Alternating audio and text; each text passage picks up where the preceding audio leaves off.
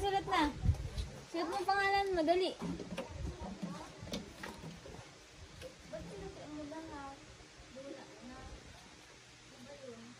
Hindi, yung pagkakang lapis mo, ganun ka na doon.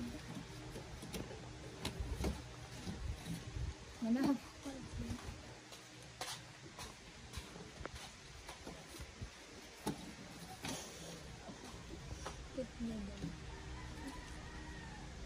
George, parang pa-cute.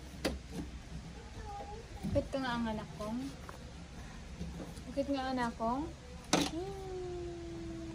Beautiful eyes nga. George, bye. Ito ba eyes? Masaan yung ilong?